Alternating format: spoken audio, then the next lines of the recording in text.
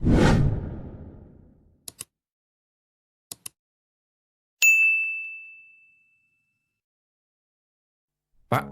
kenapa ya?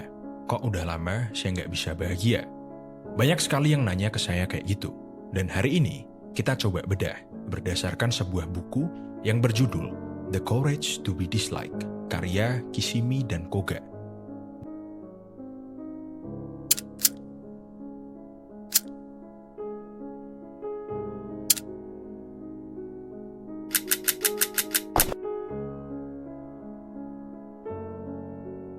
The Courage to be Disliked itu bahasa Indonesianya keberanian untuk tidak disukai.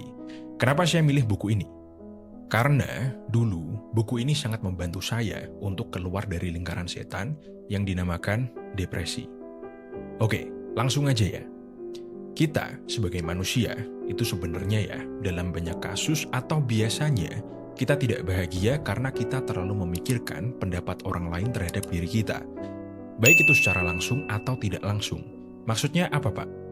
Di dunia ini, nggak ada rasa kekhawatiran yang hanya benar-benar bersumber dari diri kita atau dari internal kita. Setiap rasa kekhawatiran itu selalu ada bayang-bayang orang lain di baliknya. Jadi, bisa disimpulkan, sebenarnya semua masalah kita itu bisa dengan mudah kita perbaiki. Dan kenapa hidup kita rasanya itu terlalu kompleks, terlalu rumit? Ya karena kita sendiri yang bikin hidup kita kompleks. Nah, biar hidup kalian itu nggak kompleks-kompleks banget, nggak ribet-ribet banget, kalian harus belajar untuk tidak disukai. Karena salah satu kunci kebebasan adalah keberanian untuk tidak disukai. Dan ketika kalian sudah bisa berani untuk tidak disukai, maka semua hubungan interpersonal kalian itu rasanya jadi ringan. Jadi, di buku The Courage to be Disliked, kita didasarkan dari teori seorang psikolog yang bernama Alfred Adler. Menurut Adler, diri kita itu adalah sebuah kesatuan dari tubuh, pikiran, emosi, serta alam sadar dan alam tidak sadar. Dan dalam kesatuan itu, mereka saling bekerja sama untuk mencapai sebuah tujuan. Jadi, apapun yang kita pikirkan, kita rasakan, dan kita lakukan, itu mengarah pada suatu tujuan, yang mungkin kita sendiri juga nggak nyadar tujuan itu apa. Nah, tujuan itu nggak cuma mempengaruhi kebahagiaan kita, tapi juga membentuk jati diri kita, yang menurut Adler juga, jenis-jenis kepribadian itu nggak ada.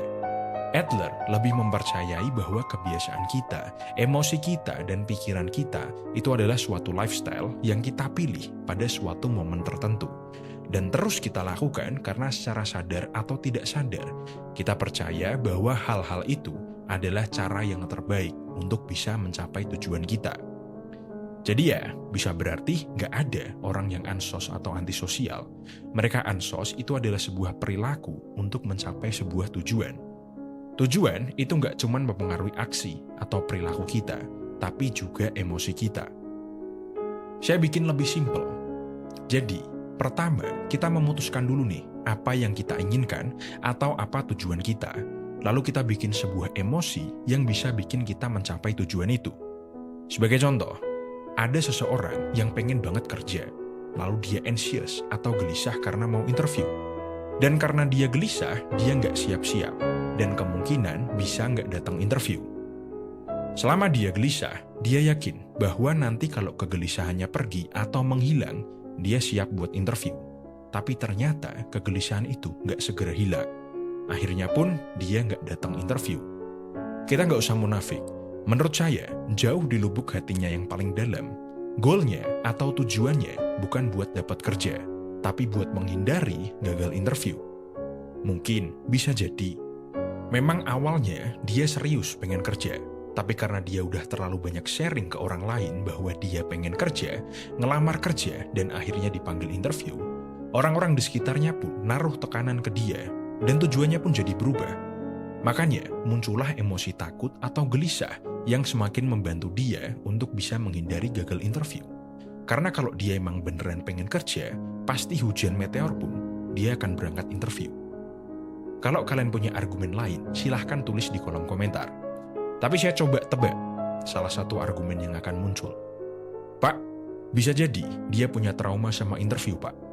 Oke, menurut saya, nggak semua orang yang punya trauma itu akan selalu stuck sama traumanya. Kita ambil contoh trauma masa kecil aja ya.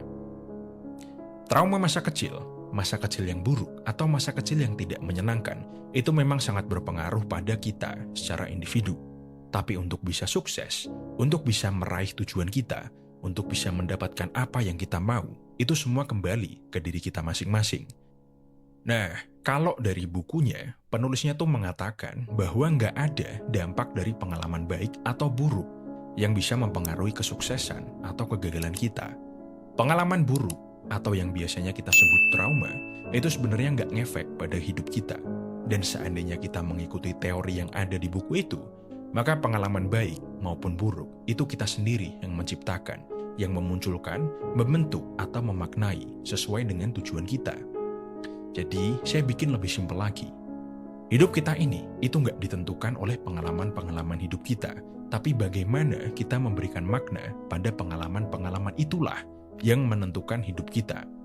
Jadi, ingat sekali lagi, apapun yang sudah kalian alami di hidup kalian sampai di titik ini, jangan sampai menghambat kalian, jangan sampai mempengaruhi hidup kalian. Yang lalu, biarlah berlalu. Terus lihat ke depan, karena diri kamu sendirilah yang bisa menentukan hidup kalian itu mau dibuat seperti apa. Sampai di sini, saya yakin kalian pasti ada pertanyaan kayak gini. Loh, Pak, kalau mengacu dari teori itu, berarti kan kebahagiaan kita bisa kita kontrol. Terus kenapa kok ada manusia yang lebih memilih untuk tidak bahagia? Jawabannya, karena menurut dia, perasaan tidak bahagia itu bisa jadi strategi yang dia gunakan untuk mencapai tujuannya. Nah, orang yang tidak bahagia secara terus-menerus, biasanya dia tidak bahagia karena didorong oleh tujuan yang bikin frustasi. Dan biasanya tujuan yang bikin kita frustasi itu adalah tujuan yang menyangkut hubungan kita dengan orang lain. Maksudnya gimana, Pak? Maksudnya gini, ketika kita ingin berhubungan atau membangun koneksi atau membangun relationship ke orang lain, tujuan kita dari melakukan itulah yang akan mempengaruhi kebahagiaan kita. Nah, umumnya ketika kita berinteraksi dengan orang lain, itu ada dua tujuan utama. Yang pertama, nyari approval dari orang lain, atau kita ingin memberikan dampak di kehidupan orang lain. Yang bikin kita nggak bahagia, ya karena kita sering mencari approval dari orang lain.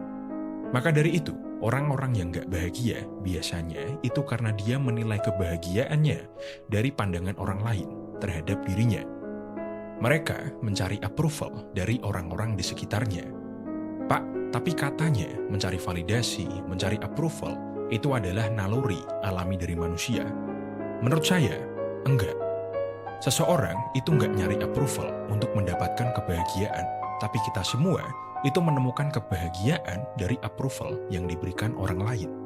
Karena approval itu bisa memuaskan salah satu hasrat terdalam kita. Ya, berarti bagus dong, Pak, kalau itu bisa memenuhi hasrat terdalam kita.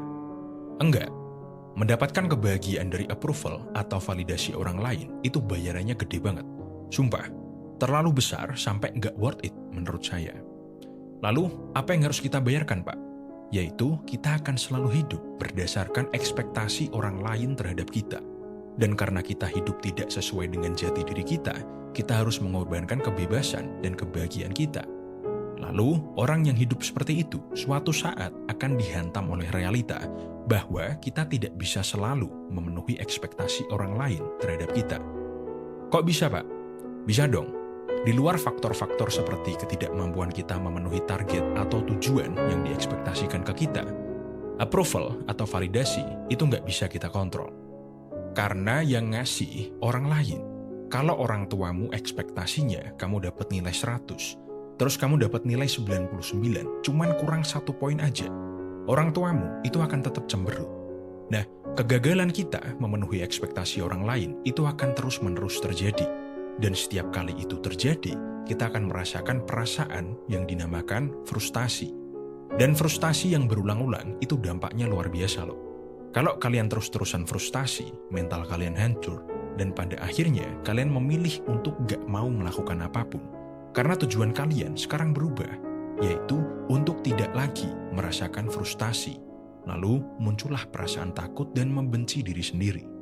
Akhirnya, kalian stop mencoba dan tidak berfungsi selayaknya manusia normal lagi.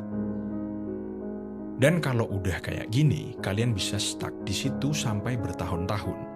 Lalu, tahap selanjutnya, kalian merasa bahwa ada yang salah sama diri kalian, ada yang cacat dari diri kalian.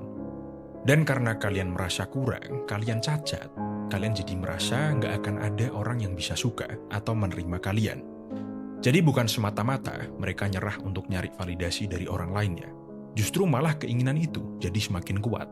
Hanya saja karena mereka merasa mereka ini cacat, mereka ini kurang, akhirnya mereka menjadikan itu sebagai alasan yang membuat mereka tidak bisa memenuhi ekspektasi orang lain. Dan gak cuman itu aja, orang-orang yang mencari validasi atau approval dengan memenuhi ekspektasi orang lain, mereka akan jadi orang yang pamrih. Ketika mereka melakukan hal baik, mereka juga berharap orang lain melakukan hal baik juga ke dia. Contohnya, temanmu ada yang ulang tahun, lalu kamu ngajak orang-orang buat nyurprisein dia. Lalu, ketika kamu ulang tahun, gak ada orang yang nyurprisein kamu. Kamu pun tersinggung dan bisa jadi marah-marah ke teman-temanmu. Dan ketika temanmu jadi tertekan karena kamu marah-marah, akhirnya dia nyurprisein kamu karena terpaksa. Disitulah hubungan kalian akan mengalami keretakan. Dan jika kalian terus pamrih di semua hubungan kalian, maka perlahan-lahan kalian akan kehilangan pasangan, teman, keluarga kalian satu persatu. Oke, sebelum saya tutup, saya mau ngasih kalian saran atau roadmap untuk kehidupan yang bahagia. Yang pertama, jadi kayak saya, hidup mengikuti kata hati saya, tapi untuk bisa melakukan itu butuh proses yang panjang dan belajar yang banyak. Karena kuncinya adalah kalian harus bisa mengenali diri kalian terlebih dahulu. Setelah mengenali, kalian harus bisa memahami diri kalian tanpa bias atau tanpa bias. Dan ini butuh basis ilmu yang banyak. Contohnya, saya dulu cuma tahu kalau saya pengen kaya. Lalu saya mencari tahu kenapa saya pengen kaya. Dan jawabannya, saya pengen bebas. Berarti karena tujuan saya mencari kebebasan hidup. Menjadi kaya itu cuma salah satu prosesnya aja. Dan karena saya udah tahu apa tujuan saya bergerak menuju ke sana tanpa perlu memikirkan hal-hal lain. Karena menurut saya, hal-hal yang tidak ada pengaruhnya sama sekali dengan tujuan saya adalah hal yang sia-sia. Itu tadi contoh aja. Nanti saya bikinkan konten tentang proses saya untuk bisa mengenali dan memahami diri sendiri. Kita lanjutkan dengan cara yang kedua, yaitu cara yang direkomendasikan penulis buku ini. Menurut Kishimi dan Koga, daripada kita mencari approval atau validasi dari orang lain, lebih baik kita ubah tujuan kita jadi membantu orang lain. Kalian coba cari kebahagiaan dengan memberikan kontribusi kepada well-being dari orang-orang di sekitar kalian. Dan karena tujuan kalian tulus, cuma ingin membantu well-being orang-orang di sekitar kalian aja, maka kalian jadi nggak perlu mikirin gimana orang memandang kalian. Dan tentunya nggak ada ekspektasi yang perlu kalian penuhi. Oke, sebelum saya tutup ya, saya mau ngasih kalian saran sekali lagi. Perbanyaklah membaca buku, tapi jangan pernah menelan mentah-mentah buku yang kalian baca. Kalian harus bisa mengolah ilmu yang kalian dapatkan dari buku itu, lalu kalian aplikasikan sesuai kebutuhan hidup kalian. Kalian harus bisa adaptif. Baca buku